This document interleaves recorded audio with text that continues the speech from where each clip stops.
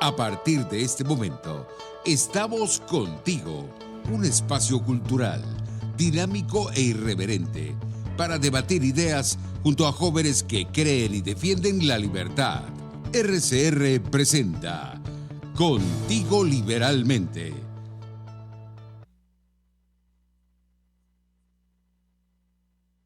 Hola, ¿qué tal amigos? Sean bienvenidos una vez más a Contigo Liberalmente. Gracias por acompañarnos este día, otra vez un nuevo jueves aquí en la Casa de la Libertad, RCR. Por supuesto, agradecer a quienes hacen posible este y cada uno de los espacios de nuestra emisora, en la dirección general nuestro querido Jaime Nestares, en la gerencia de producción Wilixa Arcaya, en la producción Yay Pacheco, Malala Nogales y Justo Navarro, y en los controles nuestro querido José Gregorio González. Por favor, ayúdanos a crecer en YouTube, esta familia que sigue cada día haciéndose más gigante es @RCR750 y por supuesto a través de mis cuentas @ClauMacero.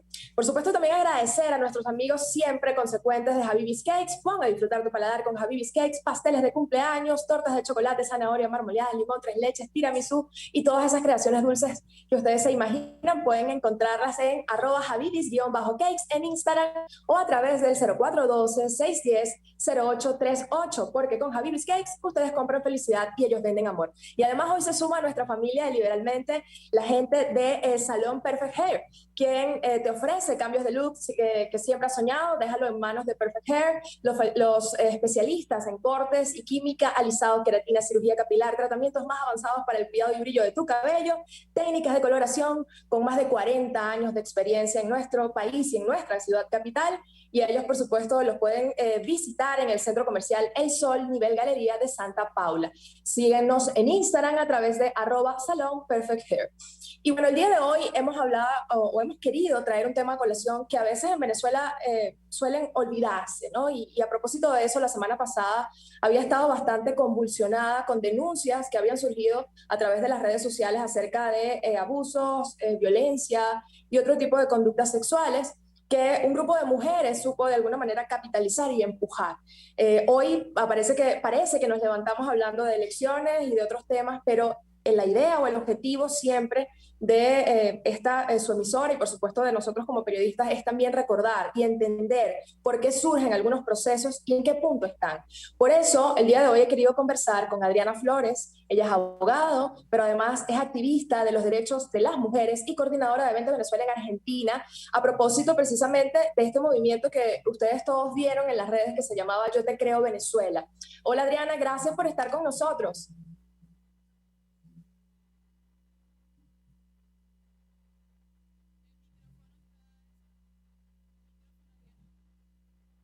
Adriana, ¿me escuchas? Perdón. Creo que el micrófono Sí, sí, desactivado. correcto. Bueno, Tranquila, te estamos en decía, vivo. Claudia, que de verdad, ya, ni modo. Bueno, que te agradezco enormemente la invitación, de verdad que estoy muy agradecida por la oportunidad de poder conversar sobre este tema tan álgido en estos últimos tiempos y del que se hace sumamente necesario poder conversar.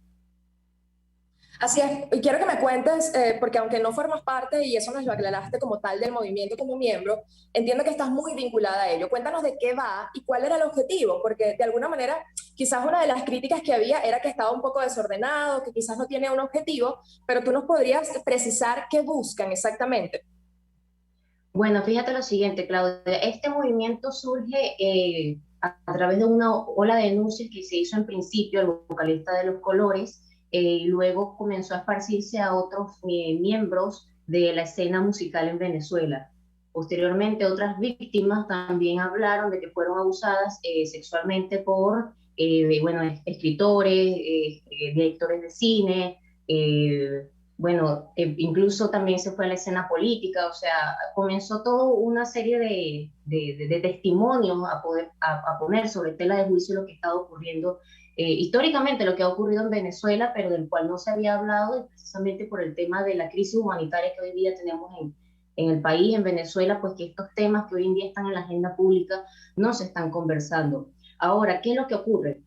En primer lugar, en Venezuela no hay un sistema de justicia donde se le pueda garantizar verdadera protección a las víctimas. Además, los niveles de impunidad superan el 98% según las últimas estadísticas del Ministerio Público por allá en el 2014. Entonces, precisamente, al no haber Estado de Derecho ni confianza en las instituciones para las mismas víctimas, es muy difícil y complicado poder hacer las denuncias por los organismos correspondientes como debería ser. Y por otro lado también, estos temas están muy rezagados en la agenda pública, entonces llega un momento en el que toca hablar, e incluso muchas de las víctimas ni siquiera hablaron de quiénes fueron sus agresores, sino que directamente hablaron de los hechos, con el objetivo de prevenir, de generar conciencia y de poder generar un cambio en el mindset de la sociedad venezolana que, bueno, se hace cada vez más necesario poder hablar de estos temas. Ahora, se logró sacudir la opinión pública, ¿no? Se lograron tendencias, se logró de alguna manera dirigir la mirada hacia eso. ¿Qué falta, Adriana? Porque sabemos, y ya lo acabas de explicar, es un tema de políticas públicas, es un tema también de voluntad política, si podemos decirlo de alguna manera, pero ¿qué más falta? ¿Y hacia dónde va quizás este movimiento? Y tú incluso como mujer, ¿qué esperas, no? Claro, bueno, fíjate lo siguiente, al no haber Estado de Derecho en Venezuela, obviamente el tema de la justicia, el tema de la reparación a las víctimas se hace muy cuesta arriba. Yo creo que hoy en día lo que está surgiendo a partir de este movimiento es la construcción de redes por parte de las víctimas, por parte de la sociedad civil, integrada también por las ONG y distintas organizaciones que componen la sociedad civil. Entonces yo creo que esto es un primer gran paso para poder dar pie a una lucha que tenemos rezagados en Venezuela, y que además, pues lamentablemente por los momentos no vamos a tener forma de obtener justicia en la gran mayoría de los casos, como bueno, históricamente ha venido siendo el tema de la impunidad en Venezuela. Entonces, bueno, yo creo que ya lo que nos queda por ahora es seguir tejiendo esas redes, seguir alzando la voz y que además de eso también las víctimas tengan un espacio de contención para poder hablar. Y esto lo digo más allá de como activista, sino como mujer que también ha vivido situaciones de violencia sexual, incluso siendo menor de edad. Se hace muy necesario poder generar estos espacios mientras que no haya justicia. En otro sistema donde ya podamos tener un Estado de Derecho mínimo, donde haya unas mínimas garantías procesales, la idea es que precisamente quede un precedente de todas estas situaciones de violencia sexual que se traducen además en violaciones a los derechos humanos por parte del Estado por no darle respuesta a estas peticiones, a estas exigencias.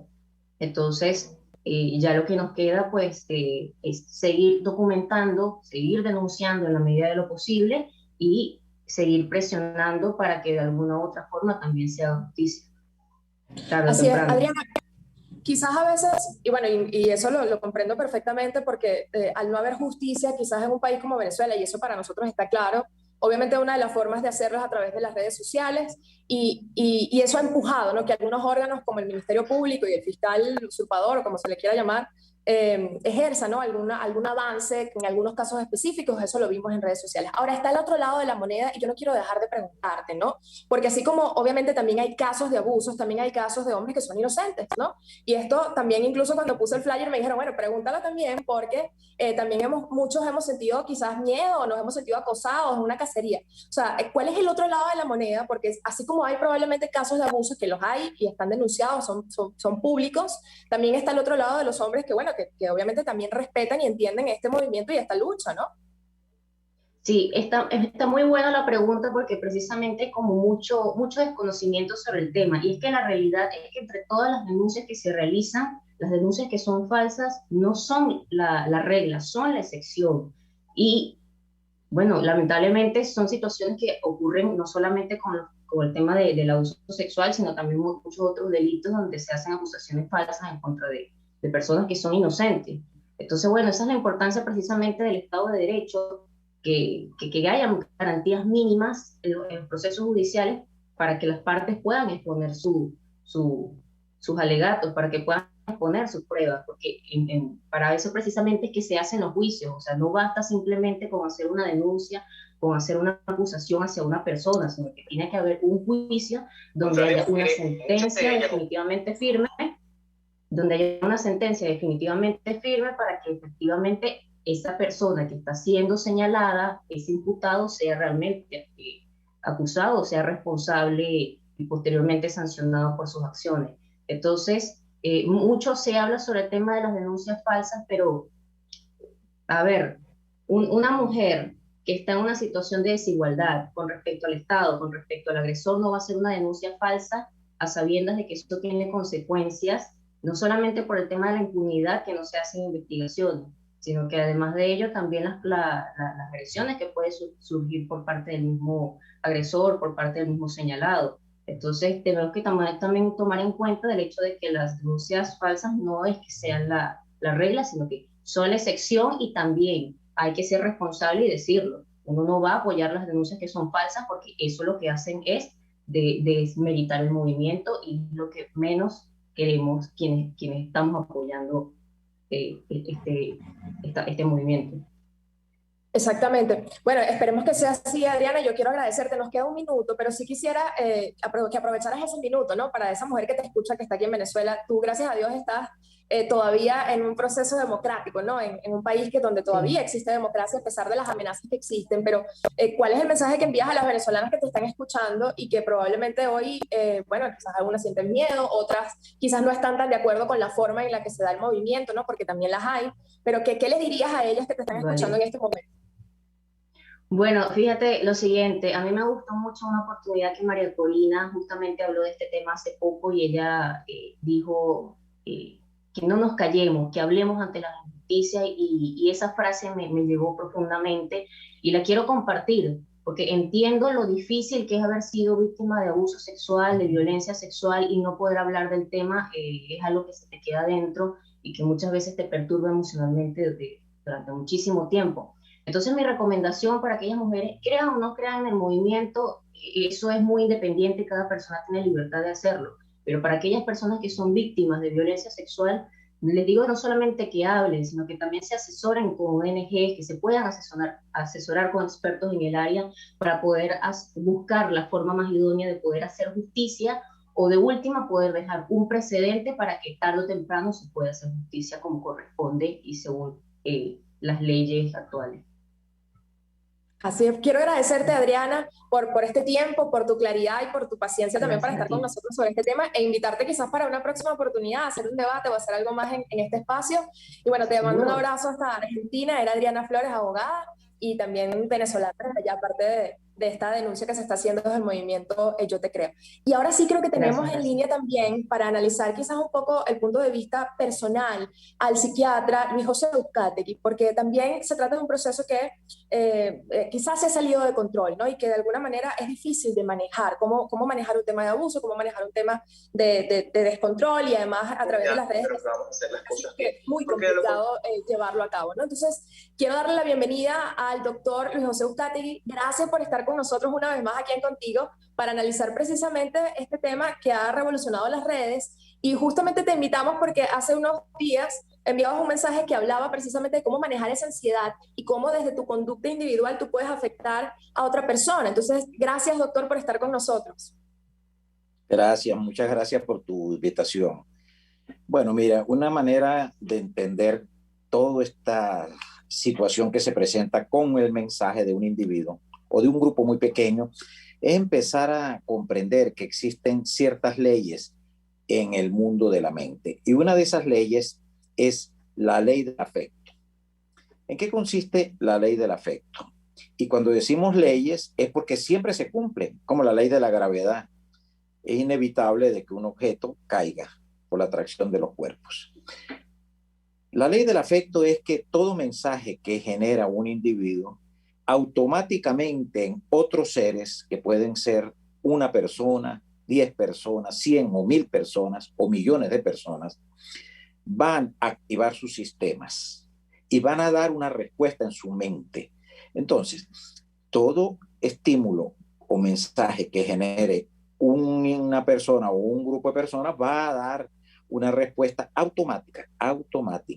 Ojo, eso no es una decisión del individuo, sino que los sistemas de la mente tienen esa característica, esa propiedad. Entonces, esto nos puede orientar de que qué útil es entender la ley del afecto. Bajo esa realidad, pues nos encontramos con situaciones bastante incómodas, bastante difíciles, y cómo se detiene una sociedad a través de la ley del afecto. A través de la ley del afecto, una sociedad se puede deteriorar cuando se mantienen mensajes extremadamente mentirosos, extremadamente inciertos, poco adecuados a la realidad de un país. Por ejemplo, pretender hacer chistes sobre una dimensión social extremadamente catastrófica, pretender mostrar un escenario de estabilidad socioeconómica política cuando obviamente no lo hay. Inmediatamente que se generan esos mensajes, ¿qué pasa en cientos, miles y millones de venezolanos? Que se produce un gran malestar, se produce una gran incomodidad. Si no entendemos eso, no entendemos cosas mucho más cercanas, como por ejemplo, es adecuado ir a una votación, pero en función de que quién va a mover a esa población gigantesca que gracias a este programa de la mente, que es la ley del afecto, se ha generado, y cuando digo gracias es porque es una respuesta básicamente inevitable, se ha generado un 90% aproximadamente de desconfianza. ¿De quién lo va a mover? ¿Cómo lo va a mover? Este es un punto que no deja de ser muy interesante para preguntarnos, ¿y entonces qué hacemos? Lo primero es tener la sencillez de reconocer que esa es una ley. Ya esto no es una especulación, ya esto no es necesario darle vueltas para darle explicaciones muy irracionales, muy políticas, muy normativas. No, el humano en esencia es eso, una mente que cada vez que recibe un estímulo responde automáticamente a ese estímulo. Si las características del estímulo son positivas, la respuesta es positiva, sin duda. Si el registro que este individuo recibe de ese estímulo cumple ciertas características para que genere una respuesta positiva, como por ejemplo, es un estímulo que no tiene connotaciones de mentira, que no se ha dado en el tiempo, en la variable tiempo, y dado que se ha dado en la variable tiempo, se puede decir eso es falso, eso es mentira, dicen eso y no lo cumplen. Todos son especulaciones. Luego, si es un estímulo que está generado por individuos que tienen cierta credibilidad, y esa credibilidad que la da, sus conductas, sin duda, sus conductas, sus acciones, sus hechos, también en la variable tiempo. Y luego otros... Ahora, doctor, quisiera... Obviamente, si hablamos de estímulos, en Venezuela estamos expuestos a millones de estímulos, ¿no? Probablemente quien lo escuche, uno dirá que muchos son negativos. También a veces creo que el bombardeo de noticias e información es tan evidente y tan continuo que a veces procesarlo es difícil, ¿no? Y usted lo ha dicho claramente, es automático, ¿no? Ahora, en este contexto, ¿es posible identificar quizás algunas características que tengan que ver con ese perfil de ansiedad o de que pueda quizás guiar a una persona hacia una conducta violenta o algún tipo de conductas que justifiquen o que expliquen quizás esto que está sucediendo, que estamos viendo como un marullo ahí en las redes? Bueno, ya ese es otro marco muy interesante también actualmente, y vamos entonces a caer en una dimensión muy novedosa, que es la psiquiatría moderna. La psiquiatría moderna puede hoy en día, gracias al trabajo que se ha desarrollado con las redes sociales y sobre todo con la dimensión digital, poder registrar de acuerdo a las características del mensaje que genera el usuario de la red, si hay una tendencia depresiva, una tendencia ansiosa, una tendencia de un trastorno bipolar, claro, y se están haciendo. Si hay, por ejemplo, indicadores de que pueda tener una conducta suicida, de que hay un alto riesgo suicida, y esto nos permite pues hacer una prevención muy significativa. También nos permite tener cuidado de que muchos mensajes que se generan en las redes indiscutiblemente tienen componentes extremadamente peligrosos para el comportamiento social. Por ejemplo, si un mensaje de alguna manera está enmarcado en elementos de cierto erotismo grotesco, de cierta morbosidad, eso genera obviamente respuestas muy desagradables, porque entonces como son sistemas, la mente son sistemas automáticos, hay la posibilidad o el riesgo de que se responda con ese mismo tipo de acción, de idea o de emoción. Claro, claro que sí, ¿no? Por ejemplo, otro elemento muy peligroso es cuando hay ciertas sugerencias de un comportamiento sado agresivo, es decir, produzca todos sus comportamientos que usted quiera, en un formato de sadismo, pero no importa, porque eso es lo llamamos agresivo porque es una manera de supuestamente defenderse de algo, es decir, le da inclusive indicaciones de comportamientos sádicos, que están muy frecuentes y es muy frecuente en la sociedad y entran en la dimensión del sadismo sexual. Bueno, esto es otro campo también muy novedoso y es lo que hoy en día llamamos el estudio digital de la comunicación. Ahora, doctor, ¿qué hacer, no? Porque probablemente muchos en sus casas, creo que el encierro favorece también, y usted me dirá si sí o si no, que salgan, ¿no? Algunas de estas, o afloren muchas de estas conductas, ¿no? El tema de la ansiedad, el tema de no poder resolver quizás gran parte de los asuntos. Nuestra vida ha cambiado desde hace un año y aunque pareciera el tiempo suficiente para acostumbrarse, los venezolanos no estábamos acostumbrados a esto, ¿no? Entonces, ¿qué herramientas tenemos nosotros, quizás que usted nos pueda dar o pueda darle a nuestra audiencia para manejar, ¿no? Este constante asedio que quizás existe o como se le pudiese calificar en redes o incluso a través del trato diario, ¿no? Porque probablemente el tema de la ansiedad hace que uno esté como aprensivo, ¿no? Entonces, ¿qué herramientas tenemos quizás para manejar esto y cómo, pues, cómo podríamos identificar entonces este tipo de conductas? Bueno, mira, la primera herramienta es tratar de no empastelarse la mente con muchas herramientas. Esa es la primera herramienta. La mente no tiene capacidad para manejar mucha información, y menos TIC. No. Se puede ser sencillo y también y ser bien preciso y plantear lo siguiente. Empecemos por tener conocimiento de que esta es una respuesta de la mente. Esta es una respuesta de la mente y darnos la posibilidad de que cuando se genere este tipo de respuesta de hastío, de angustia, de preocupación, de tedio, de desesperación o emociones muy negativas como ansiedad, depresión, ojo, es una respuesta de la mente. Y esto es útil porque cuando el humano logra observar que eso es una respuesta de la mente y que inclusive es normal, esto no es anormal, tú no puedes pretender que una mente en el mundo, esto no es venezolano, es el mundo. Venezuela tiene obviamente elementos muy catastróficos, pero es el mundo con el fenómeno del coronavirus y el encierro. La respuesta de ansiedad, de preocupación, de desesperación o de pánico es una respuesta totalmente normal. El estrés es una respuesta totalmente normal. Una de las cosas que no debe hacer es pretender que eso se bloquee, porque eso es tanto como pretender que yo voy a bloquear mi aumento de frecuencia cardíaca cuando tengo que dar una carrera porque me estoy protegiendo de un agresor. Y entonces imagínate la contradicción de que una respuesta tan elemental produzca, pretenda yo que no se produzca, o cuando te aumenta la frecuencia cardíaca porque ves a alguien que te agrada. De modo que empezar por ahí, empezar por darse posibilidades de pensar en lo que está sucediendo. Y es un reto para la humanidad, para nosotros y para el humano, de que nunca habíamos vivido una experiencia como la que estamos viviendo con los fenómenos de la cuarentena.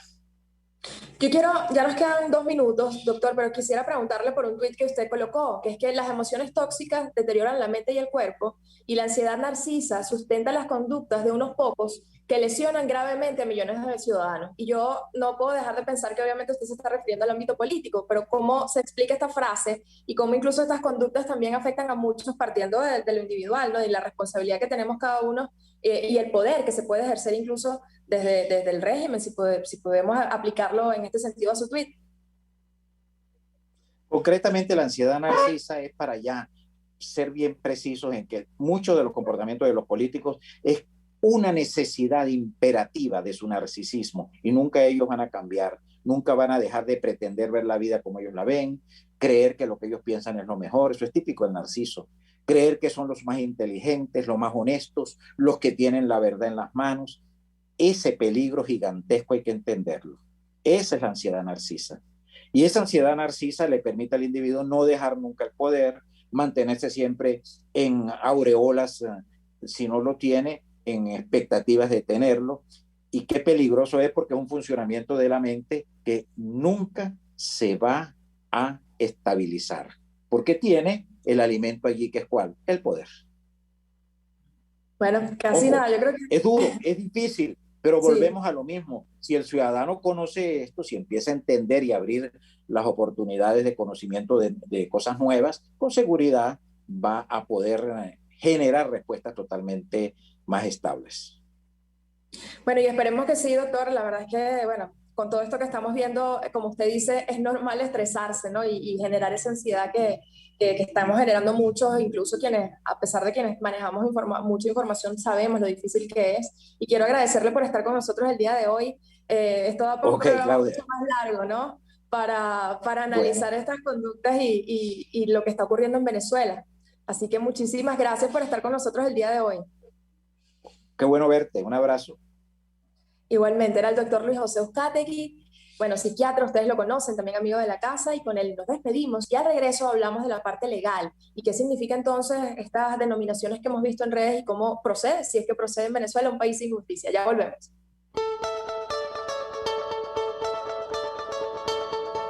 Les estamos presentando Contigo, el espacio donde tú y tus dirigentes se escuchan, solo por RCR 750.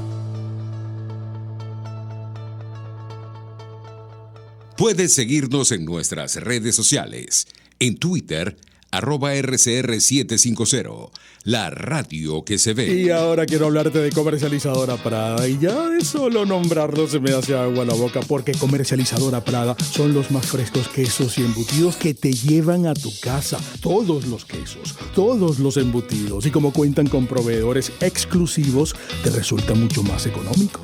Llámalos ya, 0424-134-6035, en Instagram wprada.ve. Comercializadora Prada, todo en quesos y embutidos con la mejor relación precio-sabor.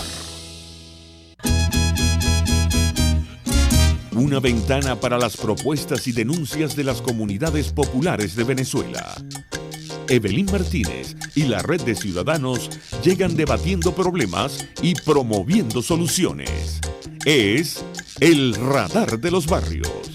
Por la autonomía de los movimientos sociales que no pueden ser complementos de partidos o gobiernos. El Radar de los Barrios, de lunes a viernes, a partir de las 10 de la mañana, por RCR 750 AM. En este espacio nos encargaremos de llegar al conocimiento mediante la observación de la posición de los astros y las características comunes de muchas personas con fechas de nacimiento. Esa energía también nos involucra a cada uno de los signos. Guía astrológica. Descubra la relación de los astros con los rasgos de la personalidad, con los sucesos importantes de su vida y con sus características físicas. También van a buscar nuevas formas de crecer, contactarse con el arte, con la belleza. Guía astrológica, todos los sábados, a partir de las 3 de la tarde, por RCR 750 AM.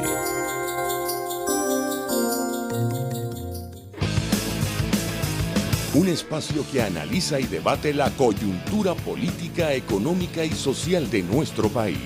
Acompañe cada mañana a la periodista María Alejandra Trujillo en Palabras más, palabras más, palabras menos. Palabras más, palabras menos. Informes, entrevistas, análisis y discusiones sobre los temas de actualidad. Es lo que más te puedo dar, es lo de siempre. Palabras más, palabras menos. De lunes a viernes, de 7 a 8 de la mañana, por RCR 750 AM. Palabras más, palabras más, palabras menos. RCR 750 AM. Porque lo bueno une.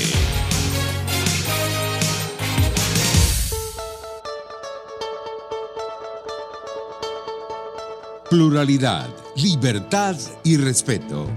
Estás escuchando Contigo, solo por RCR 750. Y aquí estamos de vuelta contigo. Gracias por seguir con nosotros y gracias también a nuestros amigos del Salón Perfect Hair. Ellos son especialistas en corte y química, alisados, queratina, cirugía capilar, tratamientos más avanzados para el cuidado y brillo de tu cabello. Y ellos, por supuesto, están en el Centro Comercial El Sol, nivel Galería de Santa Paula, acá en la ciudad de Caracas. Síguenos a través de Instagram en @Salón Perfect Hair, siempre pensando en ti. Y bueno, en esta parte del programa hablamos primero con una persona que defiende o que forma parte quizás del movimiento Yo Te Creo Venezuela, y ustedes saben de qué va estas denuncias de abuso, de violencia, algunas con contenido sexual, muchas con contenido sexual, mejor dicho. Luego estuvimos con el doctor psiquiatra analizando precisamente de dónde vienen estas conductas, y hemos querido en esta parte conversar con el doctor y abogado Perkins Rocha. Bueno, ustedes lo conocen, ha estado antes con nosotros acá para analizar, Perkins, si hay de alguna manera algunos indicios o alguna forma de analizarlo legalmente, ¿no? Entendiendo que en Venezuela todos sabemos y lo hemos afirmado múltiples veces que no hay justicia, pero entendiendo que algo tiene que pasar, ¿no? ¿Cómo lo ves tú y cuál es el análisis que haces de todo esto que bueno, sacudió las redes y probablemente nos puso a todos a hablar de este tema? Bienvenido. Gracias, Claudia. Mira, en primer lugar, analizarlo legalmente significa entender que las leyes son la manifestación más racional del hombre en determinado momento histórico para manifestar un patrón de conducta en un país o en un determinado momento histórico de ese país. Las leyes son mutables mediante procedimientos formales, y un buen legislador debería ser aprensivo de todas las circunstancias que van cambiando en el acontecer y hacen que una ley deje de ser caduca para ser flexible y para ser vigente, ¿no? Y no me estoy refiriendo a la vigencia formal, me estoy refiriendo básicamente a la vigencia material. Todavía tenemos en la ley de tránsito, por ejemplo, delitos penales que guardan relación con tocar corneta frente a una clínica, por decirte algo. Entonces, eso nunca se ha revisado. Entonces, ¿qué es lo legal y qué no es lo legal? En un país como Venezuela, en este momento, donde no tenemos justicia, no existe justicia, y el Estado de Derecho, y el derecho, mejor dicho, que se aplica, es un derecho construido bajo la fuerza del fraude y bajo criterios absolutamente contrarios al concepto de Estado de Derecho. Estos cánones entonces nos mueven y nos vinculan a lo que pudiera ser la valoración moral y ética que cada uno de nosotros pueda hacer, y sobre todo la valoración moral que como sociedad debemos hacer en este momento. Todavía quedan algunas normas del Código Penal que son importantes y que nos regularon en más de 70, 80, 100 años, que en el aspecto de los menores y de los niños, de los menores, de los adolescentes, de los niños, fue modificado, pero que en cuanto a los adultos todavía queda, digamos, vigente. A partir de los artículos 370 y siguientes del Código Penal, tenemos una cantidad importante de tipos delictuales que todavía están vigentes, repito, de la ley del Código Penal vigente durante la República Civil, que pudieran servirnos de parámetros. En todos ellos, para no hacer un catálogo aquí por razones de tiempo de que dice cada uno de esos artículos, se castiga la violencia sexual cuando no es consentida, cuando quien, digamos, el potencialmente culpable de ese hecho la logra constriñendo a la víctima, y esa constricción puede hacerse de manera física e intelectual, de manera física y moral. Constriñe quien ejerce un poder sobre otro y obliga a la otra persona a hacer algo que no quiere, pero también incurre en delito bajo esa visión que tuvo sabiamente nuestro Código Penal, todavía vigente en cuanto a los adultos, el que engaña a otro haciendo ofertas engañosas de carácter personal para llevar a alguien a ejecutar ese acto sexual o ese acto lascivo. Son circunstancias importantes. Quizás para lo sexual no hay problema en cuanto a su definición. Quizás para lo lascivo sí deberíamos ser precisos. ¿Qué significa un acto lascivo? Dime, Claudia. No, te quería preguntar, bueno, además del consentimiento, hay otro elemento que tú, entiendo, introduces muy bien, que es el tema del daño, ¿no? O sea, cómo identificar dónde hubo o no hubo daño, ¿no? Que también es un elemento importante a la hora de evaluar cualquiera de estos eventos o de estos delitos, si los pudiésemos calificar de esa manera, ¿no? Sí, más allá de las normas vigentes de la República Civil, vigentes y legítimas, y las normas nuevas que podemos cuestionar su legitimidad, aquí este elemento es el que quiero destacar. La violencia y la agresión cuando se trata de constreñir a alguien y de obligar a alguien a hacer algo que no quiere hacer o engañarlo para que crea que está haciendo algo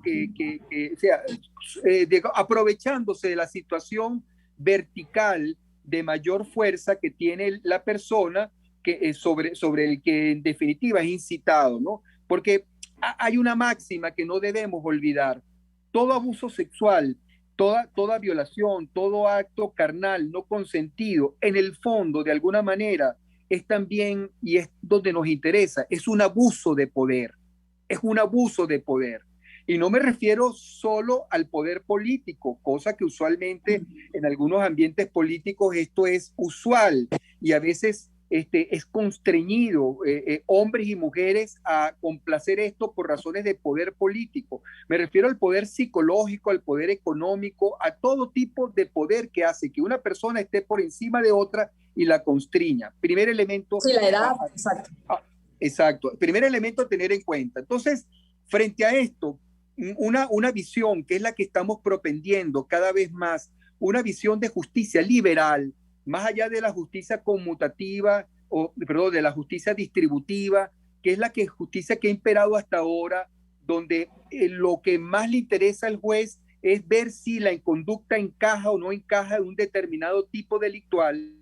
La que aspiramos en algún momento y es la que nos interesa, es la justicia que va a reparar la existencia de un daño. O sea, no castiga porque el hecho se haya cometido objetivamente, castiga si hay un daño.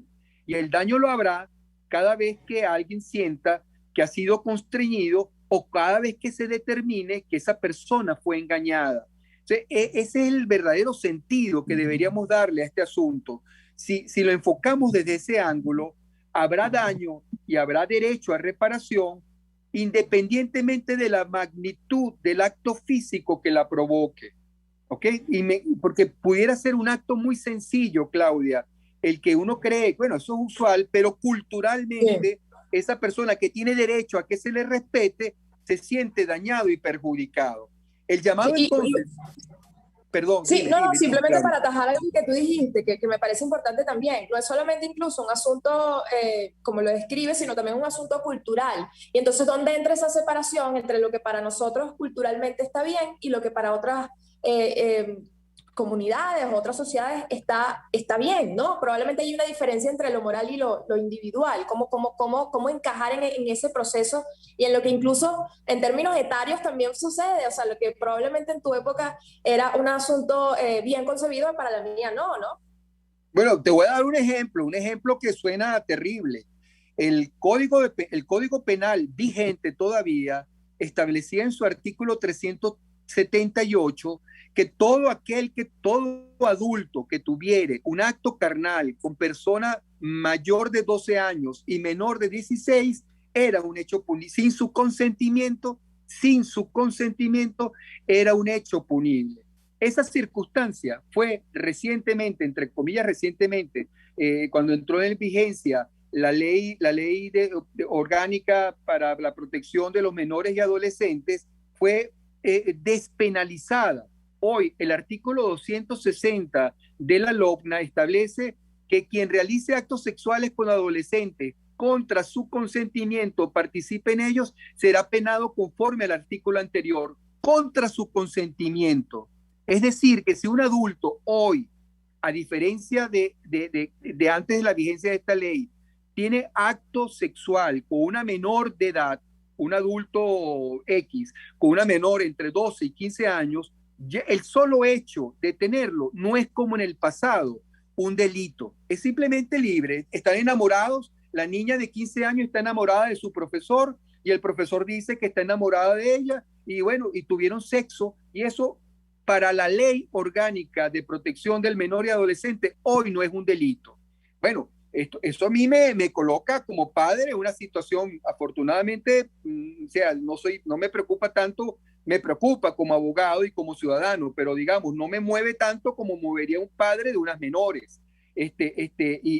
O sea, eso para mí culturalmente, y debo decirlo, para mí Perkins Rocha, eso es absolutamente aberrante. O sea, es evidente que un adulto está en posición de poder, en mejor posibilidad de engañar a una menor y hacerle creer que lo que están viviendo es un idilio. Esa norma era sana en el Código Penal y esa norma fue despenalizada, fue abolida y se despenalizó el acto carnal entre un adulto y una menor de edad. Entonces, Ahora, tú me dirás, quizás... culturalmente eso obedece a una realidad. Bueno, no sé, para eso tendríamos que hablar con los sociólogos. Lo que sí creo, y sin ser sociólogo, me atrevo a decirlo, que eso orienta una conducta, Claudia. Eso motiva una forma de asumir la vida. Eso es un estímulo o un estimulante social al haber despenalizado esa conducta para que los adultos empiecen a ver a las menores de edad como personas deseables sexualmente.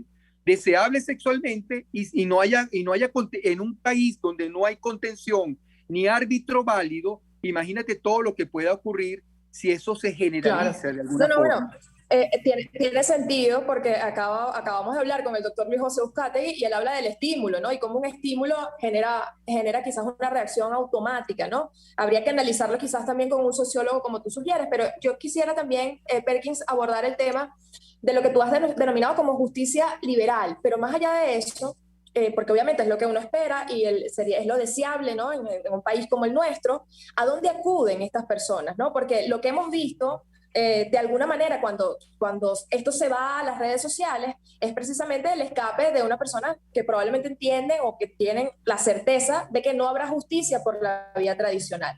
¿Qué rol o qué fin, qué objetivo, qué tarea, reto tienen las distintas organizaciones, incluyendo los partidos políticos, en este contexto para garantizar que exista justicia, si lo podemos llamar, o que exista reparación de daños, como tú bien lo has explicado?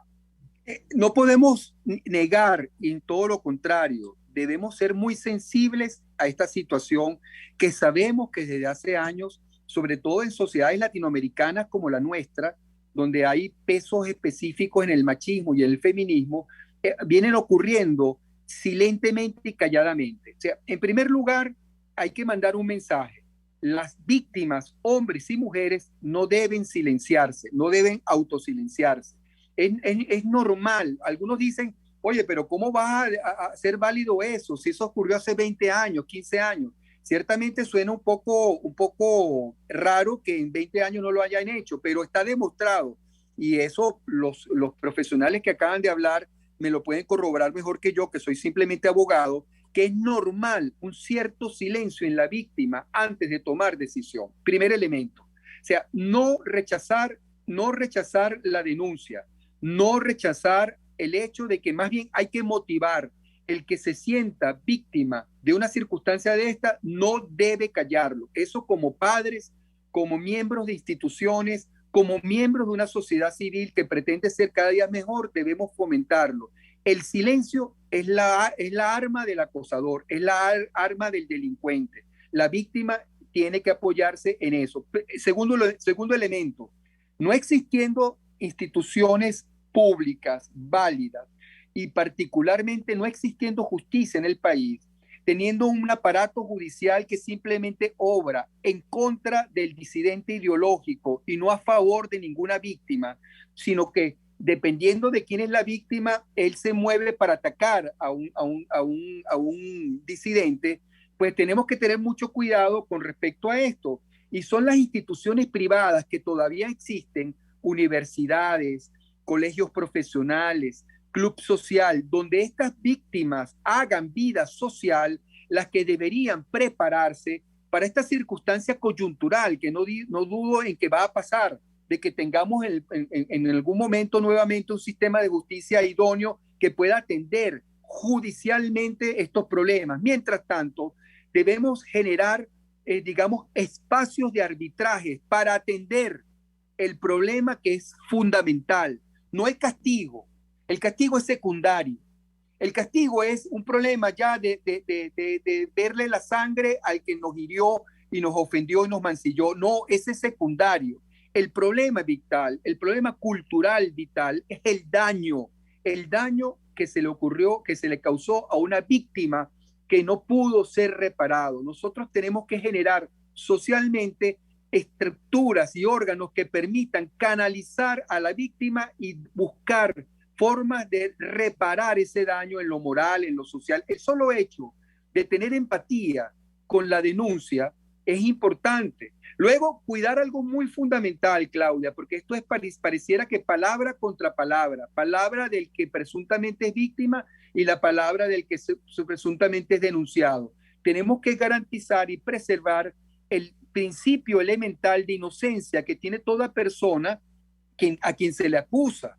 Entonces, las instituciones deben estar preparados para conciliar estos dos intereses en un perfecto equilibrio. El derecho que tiene la persona que es víctima con el derecho que tiene la persona que presuntamente ha sido denunciada de un hecho criminoso como este, para atenderlos a ambos y generar espacios de diálogo y de integración arbitrada que permita de alguna forma llegar a un acuerdo. Mira, en muchos casos ha ocurrido la confesión, en muchos casos ha ocurrido incluso el desistimiento de la víctima que ante las preguntas que le hacen miembros de la sociedad civil de manera respetuosa, de que precise el hecho, de que precise las circunstancias, de manera respetuosa y privada y confidencial, en algún momento dice, mira, es mentira, yo lo que dije, bueno, está bien, y eso pasó. Pero tiene que haber una presión social racional, no venática, y para eso nada mejor que las instituciones que aún todavía quedan en la sociedad civil, repito, partidos políticos, universidades, colegios profesionales, clubes sociales, gremios. O sea, el peso institucional a los efectos de oír a la víctima y a los efectos de oír al presuntamente denunciado, tiene hoy todavía un peso significativo que no podemos obviar y que podemos aprovecharlo mientras todavía no exista un sistema de justicia idóneo. Y yo estoy segura, Perkins, que muchas de esas organizaciones están haciendo esa revisión, ¿no? Precisamente porque les ha tocado la puerta estos casos y les ha tocado quizás como estas empresas que no tienen esos manuales de crisis que tienen que correr a crearlos luego de una situación para generar algunos precedentes, ¿no? Perkins, y perdóname el cambio de tema, pero nos quedan 5 minutos y yo no quisiera dejar de preguntarte también sobre un tema que tiene que ver con las instituciones, pero en este caso con el tema del CNE, ¿no? Y yo esto ya para cerrar, porque yo tengo que aprovechar que como abogado tu visión también. Estamos viendo lo que está ocurriendo en el país, hemos visto cómo incluso personas que en algún punto se habían considerado parte de lo que era la lucha por la libertad ahora están también inmersas en este proceso que se ha denominado nuevo CNE. Hay opiniones, ¿no? Hay críticas, la gente entiende que en este contexto es muy difícil salir de un régimen como el que conocemos por la vía electoral. Quisiéramos que fuese por esa vía, pero esto lo complica, ¿no? ¿Cómo lo ves y cómo analizas tú este proceso, incluso desde el punto de vista institucional, si se podría analizar desde ese punto de vista, ¿no? Lo veo como una cadena consecutiva de hechos que ya habíamos previsto. Sabíamos que en enero iba a haber una toma de la Asamblea Nacional con personas que fueron convocadas primero por la Asamblea Nacional Constituyente, luego por el régimen, y personas que en un pasado fueron de la oposición y que no entienden otra forma de hacer política, sino que las elecciones y convivir de alguna manera con el enemigo, en el entendido de que conviviendo con el enemigo puedo aprovechar sus errores y en algún momento vamos a estar en mejores condiciones. Y por parte del régimen, para el régimen era fundamental mutar su fachada, la fachada que tuvo el año pasado, que lo llevó a la Corte Penal Internacional y que lo llevó a todas las instancias internacionales calificado como un régimen criminal. En consecuencia, para él, como consecuencia de esa calificación que provocó el embargo y la paralización de sus activos, y provocó unas medidas económicas que impiden que tengan una libre convertibilidad en sus actuaciones económicas, para él es fundamental en otro esquema, en un esquema donde económicamente están quebrados el régimen, donde lo único que tienen es fuerza para reprimir y probablemente ni siquiera balas o municiones tengan en la misma cantidad. Pues bueno, lo único que le queda era proyectarse para el 2021 con una nueva fachada, una fachada más amable, una fachada donde nos van a tirar algunas migajas y nosotros vamos a disfrutar de 1 o 2 gobernaciones, un fiscal general de la República supuestamente que empieza a reconocer errores del pasado para mandar un mensaje al Tribunal de la Haya diciendo, no, aquí estamos reconociendo que incurrimos en ciertos excesos, porque el asesinato de Fernando Elbán para ellos es un exceso, por decir solamente uno, ¿ok? Sí. Es un exceso. Entonces, Pernalete, empiezan a construir una fachada mucho más amable y apoyada en un hecho económico, como el gobierno, el régimen no tiene posibilidades de generar riqueza ni prosperidad, permite que fluya en Venezuela un capital mal habido sin control alguno, ¿ok? Tú con las divisas puedes hacer absolutamente todo, con las divisas puedes hasta pagar al cuido donde deja el carro cuando vas a la panadería, puedes hacer absolutamente todo. Y para eso, para concretar ese proyecto más amable de tiranía en una dictadura como muchas existen, ellos pues les falta algo muy importante, la etiqueta política de unas elecciones. Y esto es lo que han montado. Y para montarla, en definitiva, necesitan un nuevo CNE.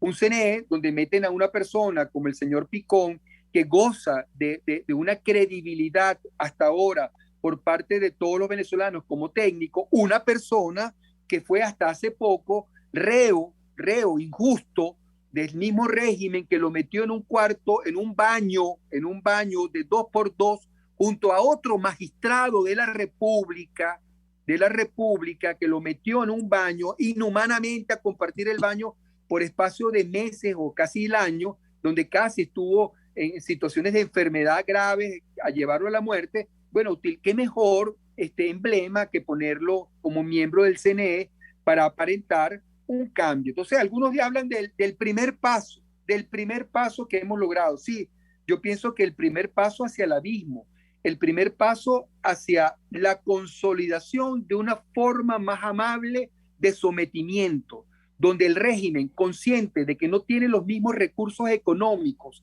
para arrinconarnos a nosotros, necesita de cierta libertad para volver a tener lo que tenía en el pasado, el control de sus empresas básicas y el libre tráfico económico de su principal producto, que todavía que está muy bajo, pero sigue siendo algunos ingresos importantes.